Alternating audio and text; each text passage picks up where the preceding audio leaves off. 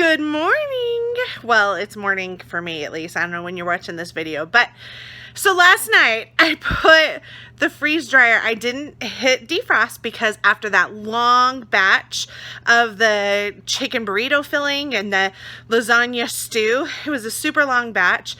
It was like 40 something hours. I'd have to go back and look on the video, but it was a long time. So I figured I'm gonna let the machine just defrost on its own overnight, because I'll give the motor a break after running that long.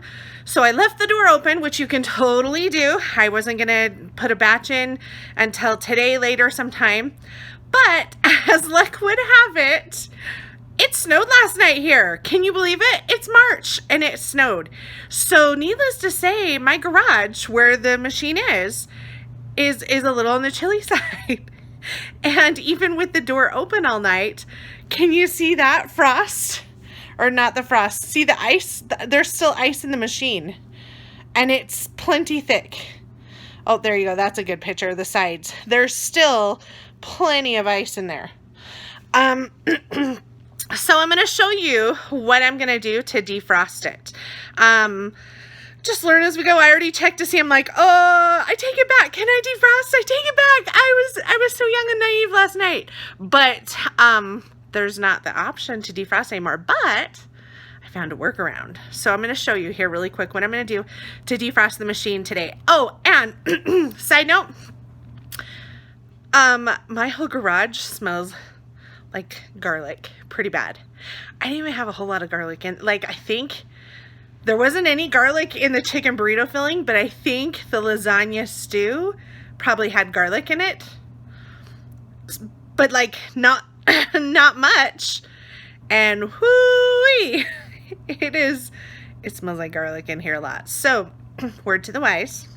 And I have heard that garlic and onion specifically tend to have a strong smell, and some people struggle getting the smell out of their machine.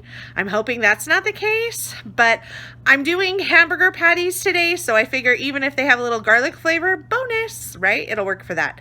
And maybe after that load it won't have garlic smell.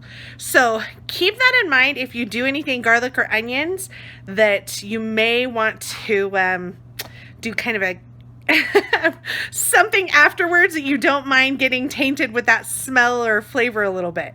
So let me show you here what I'm going to do to defrost the machine. So as you, whoops, sorry, that door was reflecting. As you can see, look at all that ice. And there's a little bit of chicken burrito filling that fell in there too.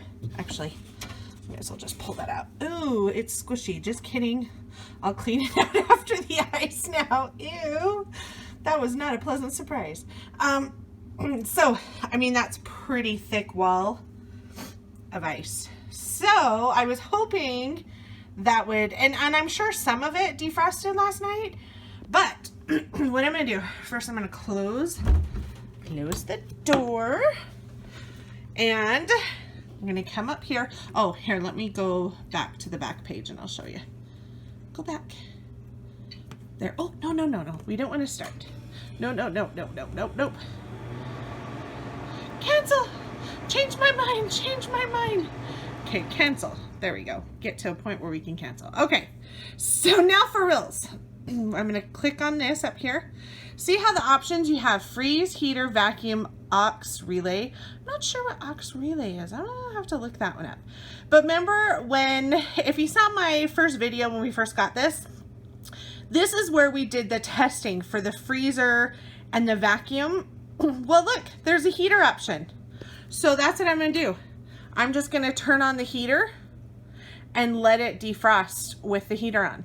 So I'm going to come back and check it in about 10 minutes, and we'll see how the heater does, if it gets all that frost off. Okay, it's been just about 10 minutes. I came out to check on it. Looks like we still got a good amount of ice, but look at our little drain hose. Oh, shoot. Aw, it just showed a good flow of water coming out of it, and I was like, ooh, I'll video that. And then it stopped. So it must be going in spurts. But at any rate, there's still quite a bit of ice. So I think this is going to take probably about a half hour, I'm guessing, to fully defrost all that ice. So I'll come back and check it later. Okay, so here we are, almost 3 minutes. That's not right. Okay, the heater's been on for a while, more than 3 minutes. That's really weird. I did open the door. But look at this. There's still ice on there. But you see the water coming through? Like, it's melting that ice pretty good. But it's taking a long time. Then it just dawned on me. Okay, these are warm, but they're not super hot. But look, I can lift the ice off. I'm just going to take this thing out. So, you know what? Let's turn the heater off. And I'll say I'm done. I'm just going to take this shelf out. It is a little warm, so I'll let it cool for a second. And then manually, I can literally just grab the ice. It's defrosted. It's enough that the ice is pulling off like in a sheet. So I'm just going to pull this shelf out and then take the big old chunks of ice out with my hands because I'm ready to go. I'm ready to put in the next batch. Thanks for watching. Please like and subscribe. And be sure to head over to our Facebook group, Freeze Drying Adventures with What 88, to see more posts and information.